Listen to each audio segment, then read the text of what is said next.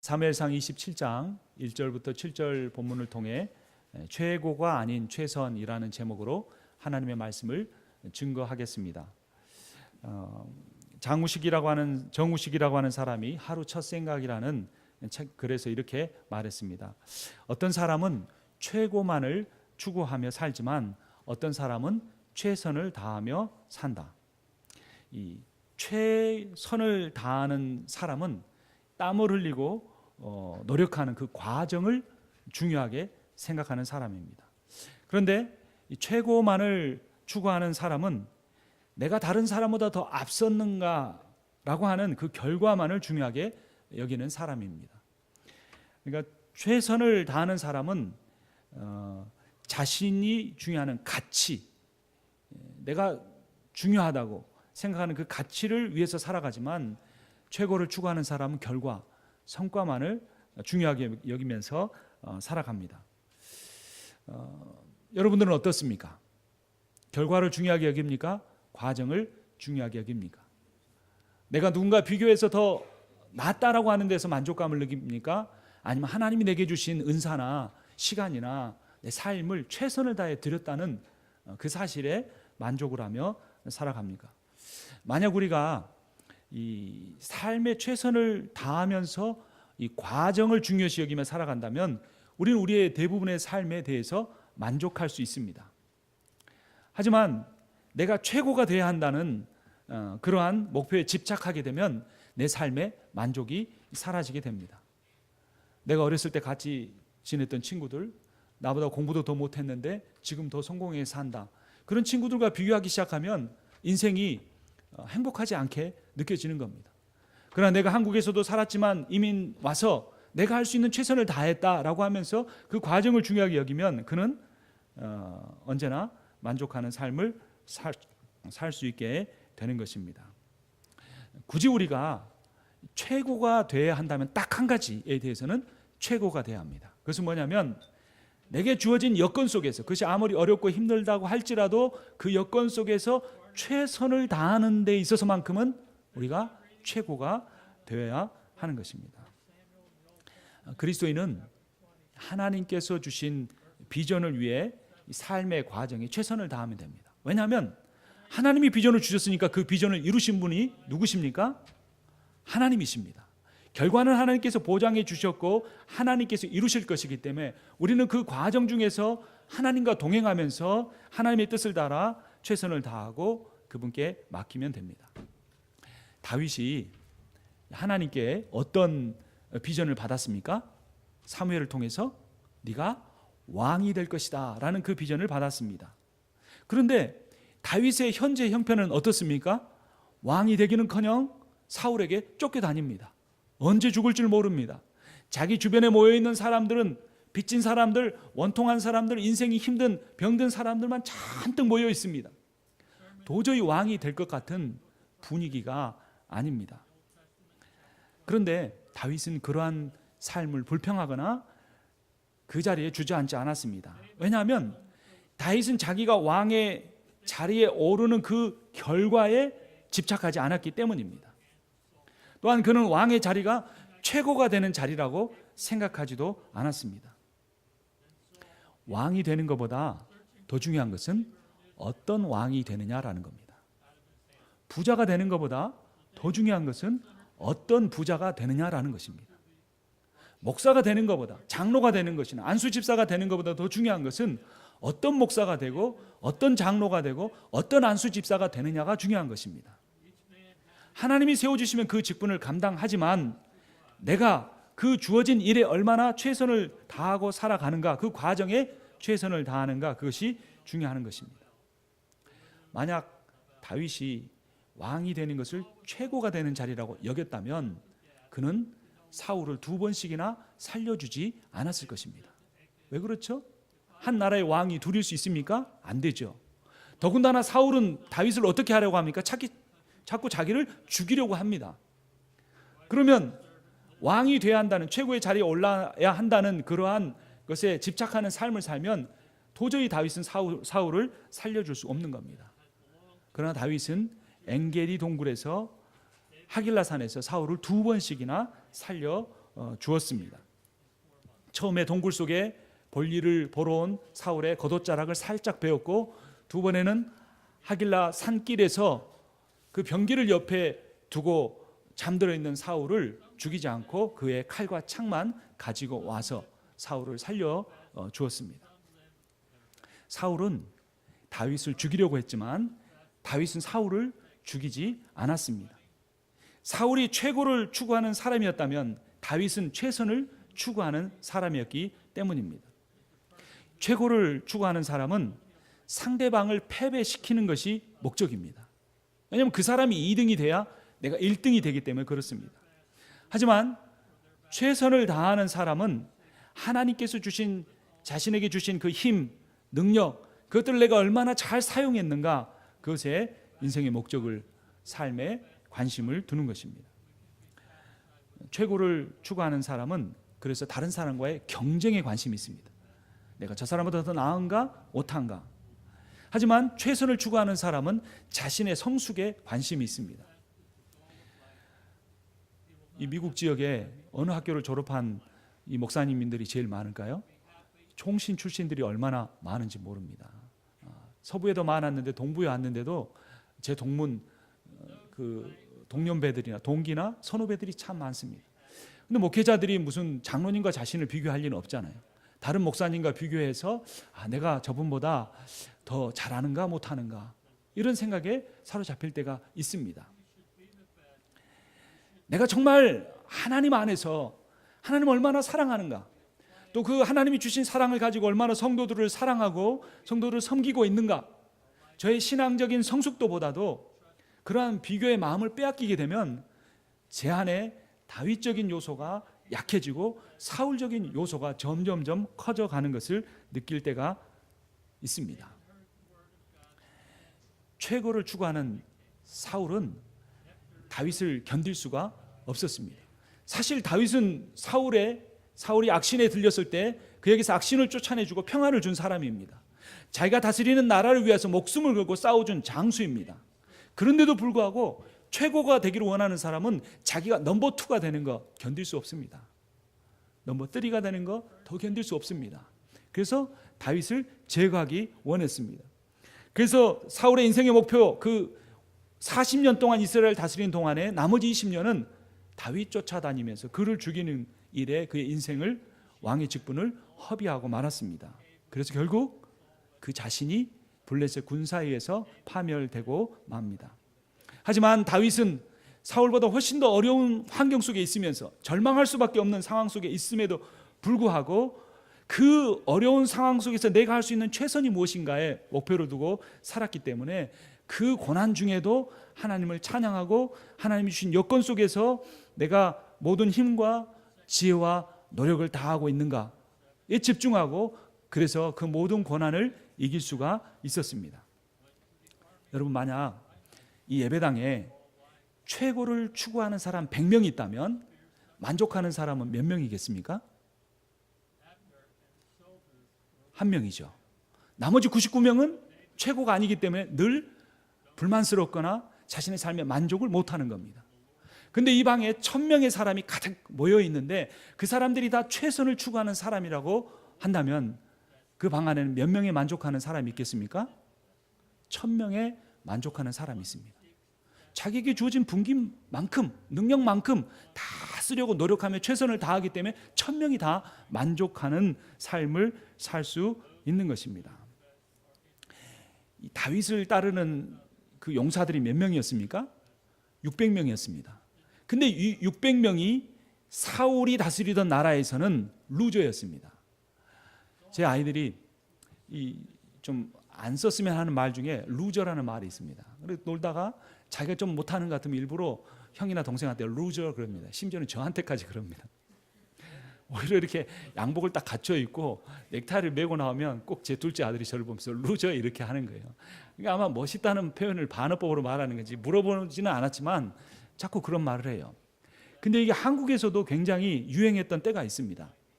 키가 작으면 루저다, 뭐 비즈니스가 제대로 안 되면 루저다, 뭐 이렇게 자꾸 상대방을 깎아내리는 겁니다. 그러면 자기를 높이려고 하는 거죠. 다윗과 함께 했던 이 600명은 완전한 루저들이었습니다. 그 무언가에 실패해가지고 빚을 잔뜩 졌습니다. 인간관계에서 밀려나가지고 상처를 입고 갈등을 겪다가 그 마음이 완전히 쓰라린, 건드리기만 해도 아픈 그러한 사람들이었습니다. 최고를 추구하는 사울왕이 다스리던 나라에서 그들은 루저였지만 최선을 다하는 삶을 추구하는, 하나님 안에서 최선을 추구하는 그 다윗이 다스리는 공동체에서 이 600명은 너무나도 화목하고 사랑하고 스스로의 삶에 만족하는 그런 인생을 살게 되었습니다. 두 번씩이나 이 사울의 추격을 받은 다윗이 이 사울이 다스리던 이 나라, 이 최고를 추구하는 이 나라 이스라엘을 드디어 떠납니다. 그리고 블레셋으로 피신합니다. 1절 말씀 우리 한 목소리로 읽겠습니다. 27장 1절입니다. 다윗이 그 마음에 생각하기를 내가 후일에는 사울의 손에 붙잡히리니 블레셋 사람들의 땅으로 피하여 들어가는 것이 좋으리로다. 사울이 이스라엘 온 영토 내에서 다시 나를 찾다가 단념하리니 내가 그의 손에서 벗어나리라 하고, 사울이 26장 21절을 보면 내가 다시는 너를 해치지 아니하리라라고 약속을 해 주었습니다. 그러나 다윗은 더 이상 사울을 믿을 수가 없었습니다. 그래서 2절을 보면 다윗이 블레셋 가드 지역으로 가는 것을 볼 수 있습니다. 다윗이 일어나 함께 있는 사람 600명과 더불어 가드 왕 마옥의 아들 아기스에게로 건너가니라. 다윗과 그의 사람들이 저마다 가족을 거느리고 가드에서 아기스와 동거하였는데, 이전에 다윗과 블레셋은 원수지간이었습니다. 블레셋은 다윗과만 아니라 이스라엘과도 원수지간이었습니다. 사무엘상 4장을 보면 이 블레셋 사람들이 쳐들어왔고 그때 홈리와 비나스가 죽임을 당하고 하나님의 언약궤마저 빼앗기게 됩니다. 3만 명의 이스라엘 보병이 죽게 됩니다. 사무엘상 13장 5절을 보면 또 블레셋 사람들이 사울 왕 때 모였는데 병거가 3만입니다.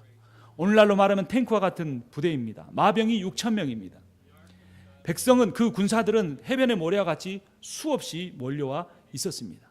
그때 다윗이 혜성과 같이 등장합니다. 그리고 모든 이스라엘 백성들을 주눅들게 했던 골리앗을 향하여 이렇게 외칩니다. 또 여호와의 구원하심이 칼과 창에 있지 아니함을 이 무리에게 알게 하리라. 전쟁은 여호와께 속한 것인즉 그가 너희를 우리 손에 넘기시리라. 그리고 나서 골리앗을 향하여 뛰어갑니다. 그리고 뛰어가면서 물맷돌을 꺼내서 물매에 걸고 돌려서 그 골리앗에 유일하게 보호되지 않은 이마 정수리를 맞춰서 그를 쓰러뜨립니다. 그 이후로 블레셋은 다윗을 무서워했고 그를 죽이려고 했습니다. 그런데 그런 다윗과 블레셋의 관계 속에서 다윗은 자기를 죽이려고 하는, 자기의 원수인 블레셋의 수하로 들어가려고 하는 것입니다. 그곳에 들어가서 1년 4개월을 머물렀습니다. 5절 말씀을 한번 보겠습니다. 다윗이 아기스에게 이르되 바라건대 내가 당신께 은혜를 입었다면 지방 성읍 가운데서 한 곳을 내게 주어 내가 살게 하소서. 당신의 종이 어찌 당신과 함께 왕도에 살리까. 다윗은 그 아기스에게로 들어가 한 지방 성읍을 얻고 그곳에 살게 되었고, 그러자 다윗이 예상했던 대로 사울이 더 이상 다윗을 좇지 않게 됩니다. 여기서 우리는 한 가지 질문을 하게 됩니다.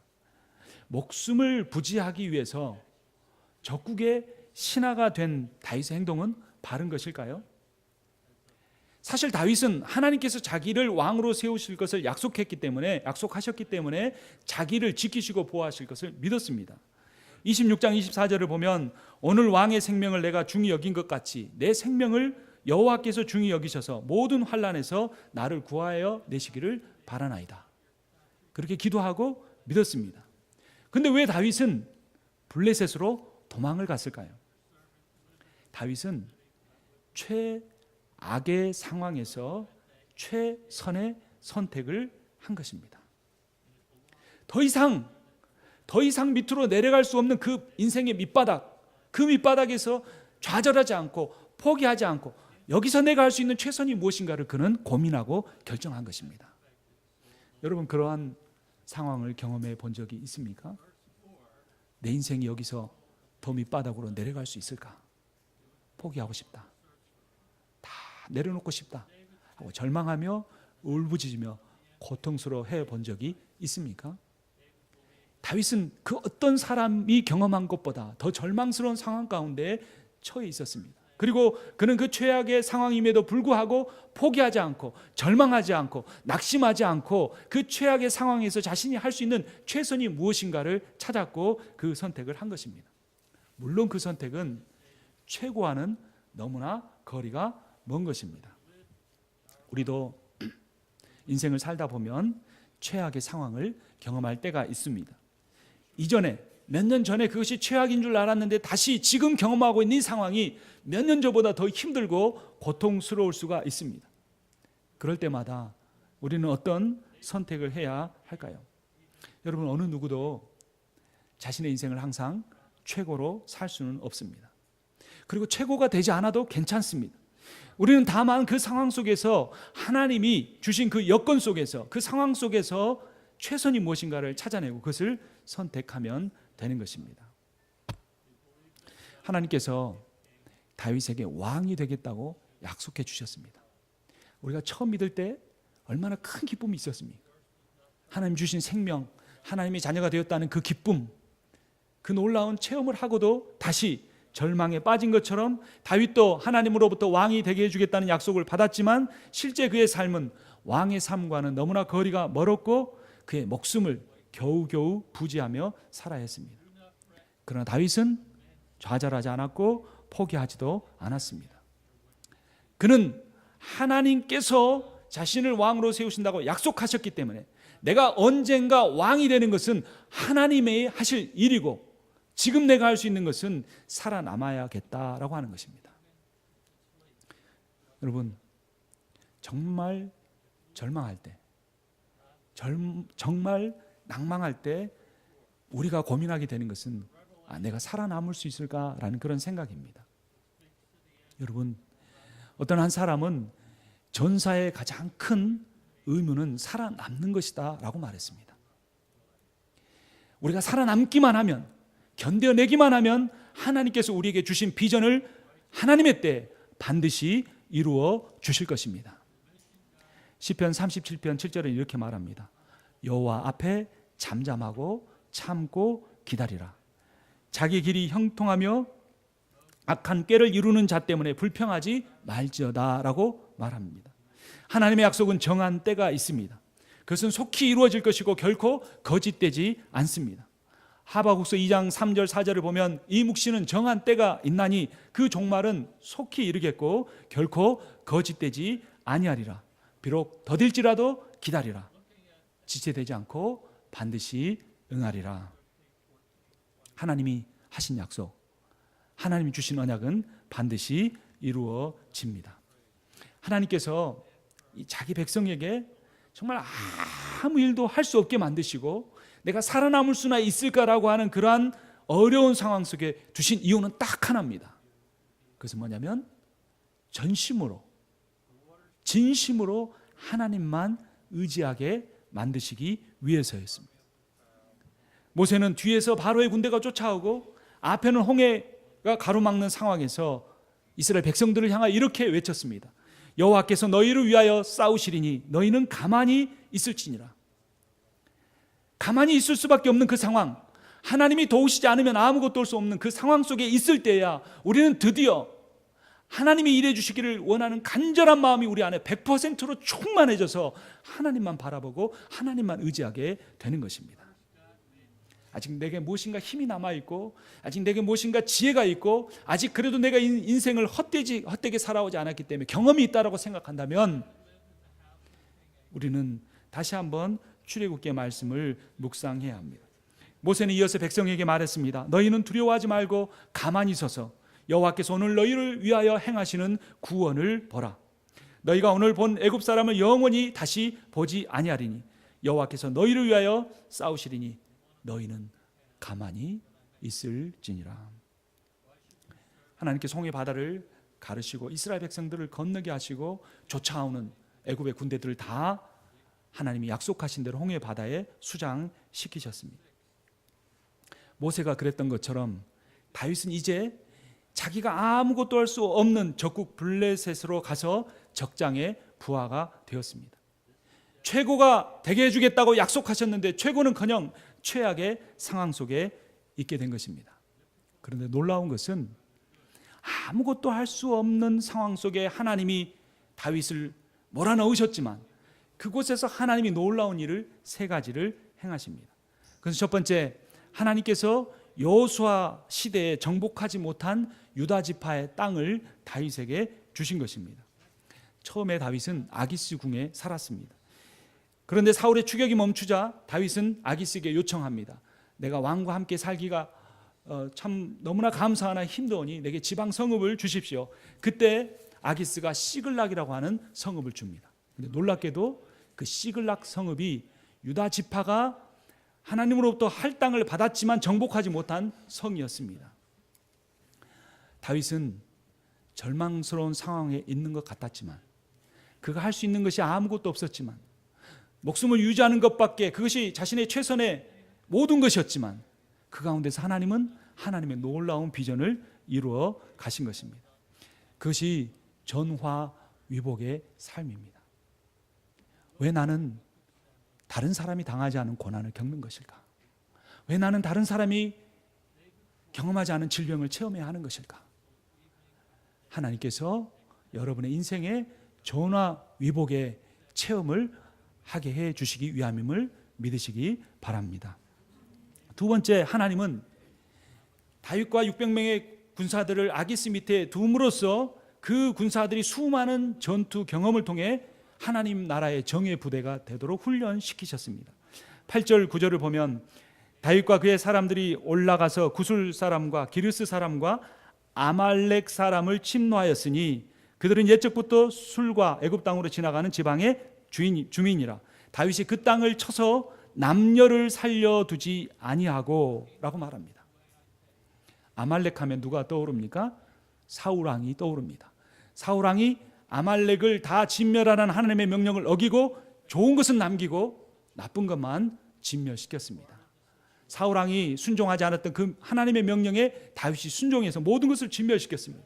아말렉뿐만 아니라 여러 나라의 전쟁을 치르면서 아기스는 다윗이 나를 위해 싸워주는구나 라고 생각했지만, 사실은 다윗과 600명의 용사들은 이스라엘의 이전부터 원수들을, 다른 원수의 힘을 빌어서 모두 진멸시킨 것입니다. 그리고 하나님 나라의 군대로, 정예부대로 거듭나는 훈련을 받고 있었던 것입니다. 여러분, 고난은 우리를 성숙하게 하고 거룩하게 하고 우리를 강하게 만들어 줍니다. 욥기 23장 10절을 보면 그러나 내가 가는 길을 그가 아시나니 그가 나를 단련하신 후에는 내가 순금같이 되어 나오리라. 순금이 되려면 단련돼야 됩니다. 금광석이 100%의 순금이 되려면 뜨거운 용광로 속에 들어가서 달구어져야 하는 것입니다. 그러므로 중요한 것은 현재의 상황이 아니고 믿음입니다. 상황이 어려울수록 믿음이 더 견고해져야 합니다. 마지막 세 번째, 하나님은 다윗을 아기스 밑에 두심으로써 사울이 죽을 때를 기다리게 하셨습니다. 다윗의 생명을 보호해 주신 것입니다. 그리고 1년 4개월여가 지난 후에 사무엘상 31장 1절 4절을 보면 블레셋 사람들이 이스라엘을 침해 이스라엘 사람들이 블레셋 사람들 앞에서 도망하여 길보아 산에서 엎드려져 죽은지라. 사울이 무기를 든 자에게 이르되 내 칼을 빼어 그것으로 나를 찌르라 라고 말하고, 그 병기 든 자가 사울의 말에 순종하지 않자 자기 칼에 엎드려져 자결하고 죽고 맙니다. 그 사울이 죽은 후에 자연스럽게 다윗은 아기스에게서 나와서 이스라엘의 왕이 됩니다. 하나님께서는 더 큰 적인 사울을 제거하기 위해 더 작은 적인 블레셋을 사용하신 것입니다. 이것이 제2의 전략입니다. 다른 오랑캐를 들어서 다른 오랑캐를 무찌르는 그러한 전략입니다. 현대교회가 위기에 처해 있다고 말합니다. 그런데 사실은 교회 밖의 적보다 교회 안의 적이 더 위험합니다. 교회 밖의 적은 교회를 연단시켜 주지만 교회 안의 적은 교회의 순수성과 거룩성을 무너뜨리기 때문입니다. 하나님은 교회가 그리스도의 온전하고 순결한 몸이 되기를 원하십니다. 그래서 하나님은 이 일을 이루기 위해서 교회 밖에 있는 적들을 통해 교회 안에 있는 적을 제거해 주십니다. 다윗이 이스라엘 밖에 있는 아기스 왕의 힘을 빌어 이스라엘 안에 있는 사울을 제거하게 하나님께서 해 주신 것처럼 하나님이 그렇게 일하신다는 것입니다.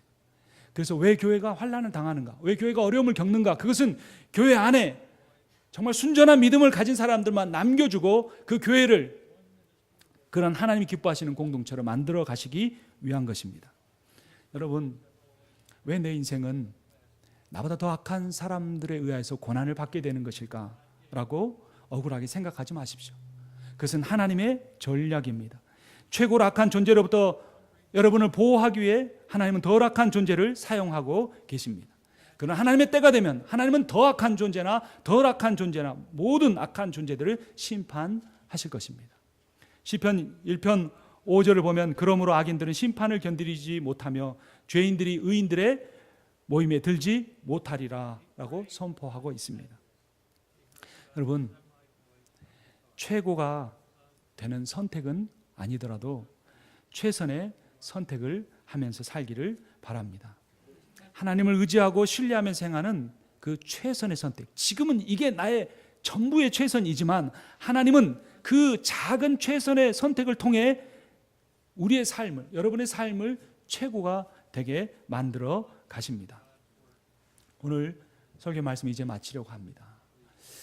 한 이야기를 하고 마치려고 합니다. 한 목사님이 유명한 영성훈련에 참여했습니다. 그리고 마지막 날 다 간증을 하는데 그 목사님이 울면서 이렇게 말했습니다. 저는 소위 말하는 크리스천 명문 가정에서 가족들의 기대를 안고 목사가 된 사람입니다. 목사 아들이 다 그렇듯이 모범생으로 자라오며 그러나 마음에 채워지지 않는 그 무엇이 있었습니다. 남들이 부러워하는 환경에서 목사가 되었지만 하나님의 음성을 듣는다는 다른 목사들이 부러웠고 이것저것 좋은 은사를 가진 목사님들이 부러워서 늘 기도했습니다. 하나님, 저에게도 저분이 가지고 있는 은사를 주십시오. 뜨거운 열정을 주십시오. 정말 설교를 잘하게 해주십시오. 방언으로 기도하게 해주십시오. 여러 가지 것을 구했다는 것입니다. 그러나 수많은 집회에 참여해봤지만 밤을 새워 기도해봤지만 그런 일이 일어나지 않았고 늘 자신은 부족한 목사라는 생각에 갈급한 마음을 가지고 살았다는 것입니다. 그리고 이번 그때 영성훈련에 참여하면서도 혹시나 하고 기도했지만 노력했지만 역시나 하고 그에게 변화는 일어나지 않았다는 겁니다. 근데 마지막 순간 그런 안타까운 마음을 가지고 기도하고 있는데 하나님께서 이렇게 말씀하셨다는 겁니다. 한마디입니다. 괜찮아 라는 겁니다. 괜찮다. 사랑하는 아들아, 너는 지금 이대로 충분히 내 사랑하는 아들이다. 괜찮다. 이렇게 말씀해 주셨다는 겁니다. 그래서 그 목사님의 간증을 들은 그 영성훈련을 주관하는 목사님도 눈물을 흘렸고 그 집회에 참여하는 모든 사람들도 함께 눈물을 흘렸다고 합니다. 여러분, 우리는 하나님을 믿고 있다고 하지만 하나님을 참 오해하고 있는지 모릅니다. 하나님이 무엇인가 내가 더 물질을 하나님 앞에 바쳐야 한다고 생각하고 하나님 앞에 더 많은 열정을 드려야 한다고 생각하고 그리고 무엇인가에 있어서 최고가 돼야 한다는 그러한 마음을 가지고 살아가고 있는지 모릅니다. 그러나 하나님은 우리에게 해주고 싶은 딱 한마디의 말씀을 가지고 계십니다. 괜찮아, 내 사랑하는 딸아. 괜찮아, 사랑하는 내 아들아. 너는 충분히 내 사랑을 받기에 그런 자격을 가지고 있는 아들이다, 딸이다라고 말씀하시는 겁니다. 우리는 뭔가 굉장한 은사를 가지고 하나님의 일을 하고 그렇게 하면서 하나님의 기쁘시게 하는 삶을 살고 싶어 할지도 모릅니다. 그래서 늘 나는 부족하다고 생각하고 이렇게 열심히 살아도 뭔가가 채워지지 않는다고 생각할지 모릅니다. 그런데 우리 하나님 아버지는 내가 절망할 때도 내가 외로워 눈물 흘릴 때도 너무나 인생이 피곤하고 힘들어서 주저앉아 있을 때도 괜찮아 라고 말씀해 주시는 그런 하나님이십니다. 하나님은 내가 최고가 아니어도 괜찮다고 여기십니다. 하나님은 내가 탁월하지 않아도 나를 사랑하십니다. 고난과 어려움 속에서도 실패와 좌절 속에서도 하나님을 신뢰하면서 최선을 다하면서 살아간다면 하나님은 언제나 나를 최고로 여기십니다. 그런 하나님을 날마다 만나시고 동행하고 위로를 받으시며 승리하시는 여러분과 제가 되기를 주님의 이름으로 축원합니다.